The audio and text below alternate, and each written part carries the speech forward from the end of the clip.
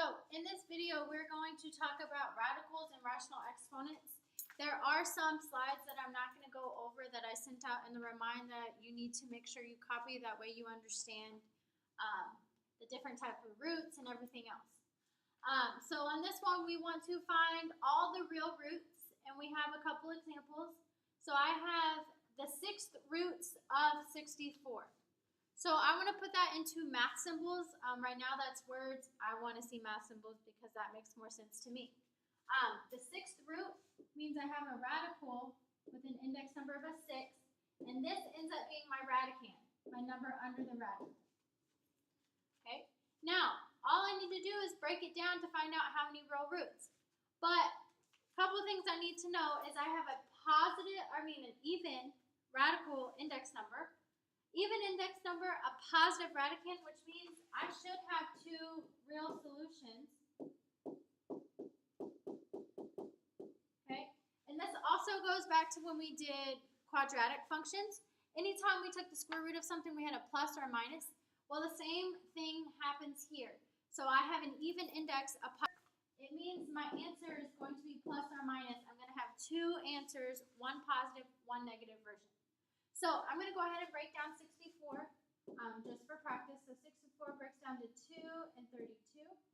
And then we have 2 and 16, 2 and 8, 2 and 4, and last but not least, 2 and 2. In order to leave a sixth root function, I need exactly 6 in a group. So I have 1, 2, 3, 4, 5, 6. I have exactly 6, which means the sixth root of 64 is plus or minus 2. Okay, now this next one we have the cube roots of a negative 216. So put it in math symbols, the cube root of a negative 216. I have an odd index and a negative radicand. This does work, and I don't get imaginary numbers. The only time I get complex numbers is when I have even index numbers. When I have an odd index number, that means I just end up with one real solution. One real solution, and I can multiply negative times itself 3 times and get a negative number. So that's why it works. So I need to break down 216 to find the cube root. I don't have to worry about it being negative because I know my outcome is going to be negative. Okay, so when we do this, we have 216.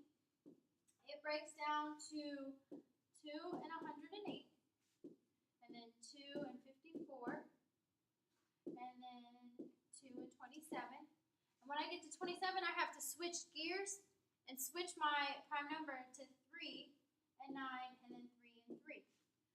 Now, when I do cube roots, I need groups of 3. If I notice this time, I have one group of 2s, one group of 3, which means a 2 gets to leave and a 3 gets to leave, and I have to multiply them together. So 2 times 3 is 6. So the cube root of a negative 216 is a negative 6. If I scroll up a little bit, C wants to find the fourth root of a negative 1024. What that looks like is the fourth root of a negative 1024. From the previous slide, and again, those notes are sent through the remind, it tells me that if I have an even index number and a negative radicand, I have 0 real solutions. Or 0 real roots. Let's use the correct wording, which they all mean the same thing. 0 real roots. So there's nothing left to solve.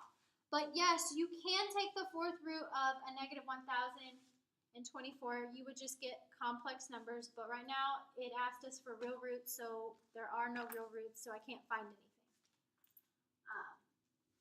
Let's do some more practice of this. So this says find all the real roots. Again, keyword is real roots. So A says find the fourth roots of a negative 256. So fourth roots of a negative 256. Just like the last example, I have an even index and a negative number under the radical, radicand. So therefore, I have 0 real roots again. Okay, there are roots, they're just not real. Looking at the next one, I have the 6 roots of 1. Well, the sixth root, remember I should have two real solutions. Okay, which means I have a plus or minus. The sixth root of 1 is just 1. Ta-da! That was so hard, I know. The next one, the cube roots of 125. So I have the cube root of 125. Odd index, positive number under the radical, one real solution. Okay, and the cube root of 125 is just 5. So pretty basic on that one. We're going to move on to where now we have rational exponents. So a couple of things we need to know from rational exponents is that the top number right here is going to be our exponent or our power. And this bottom number right here is going to be our index number.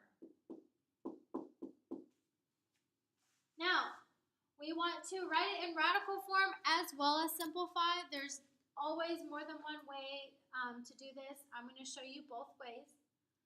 So first, let's write it out. Let's write radical form to help us. So I know I need a radical. My index number is going to be 5 because that's the bottom part of the fraction as an exponent. My radicand is a negative 32, and it's raised to the third power. So that's how it can be written. Now, two different ways to go about solving it, and it's all based on your personal preference. And sometimes it's easier to do one than the other. Sometimes it's not. So we want to start where we find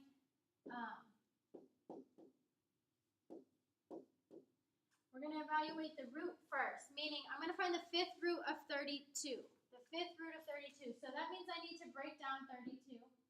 And again, it's negative, which means my answer will end up being negative. So I have 2 and 16, 2 and 8, 2 and 4, 2 and 2. If I look here, I have 1, 2, 3, 4, 5 2s.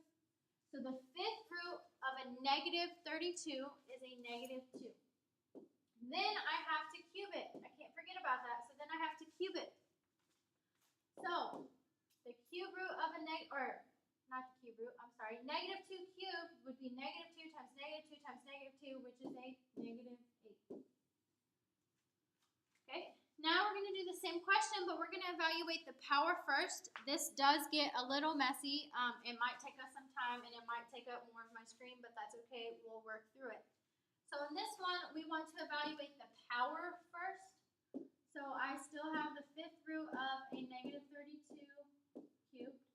This time we're going to cube 32, a negative 32 first. So when we do that, get the fifth root of a negative 32,768. It's a really big number.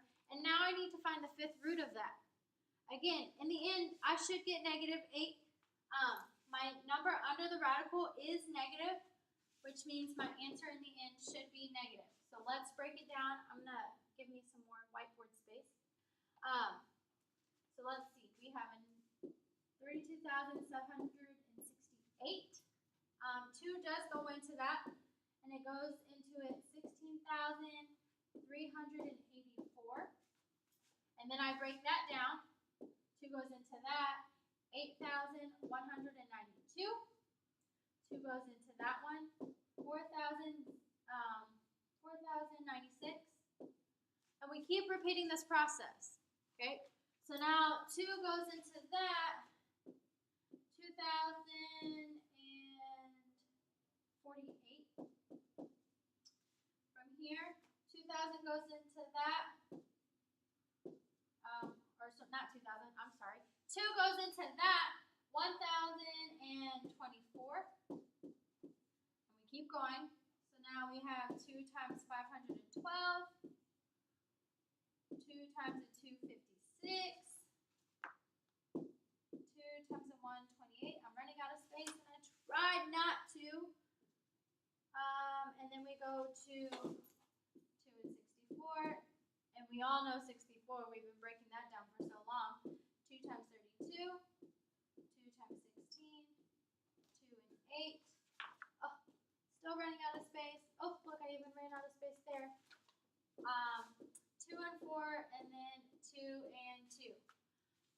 That was a long one to break down. Now, I'm taking the fifth root, so therefore I need groups of 5.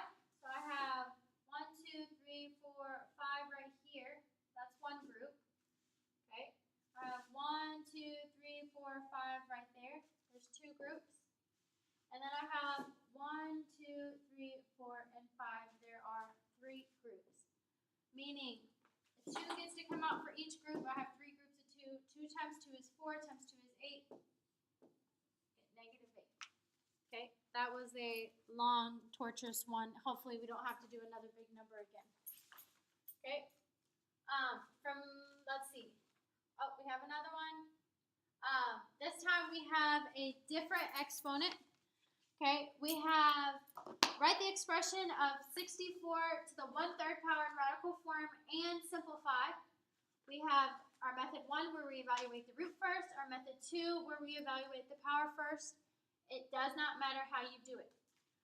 Radical form, here's my radical. I look at the bottom for my index number, which is 3. The base is my radicand to the first power. So I'm going to evaluate the root first on this one. Okay, root first on this one. So I have the cube root of 64 to the first.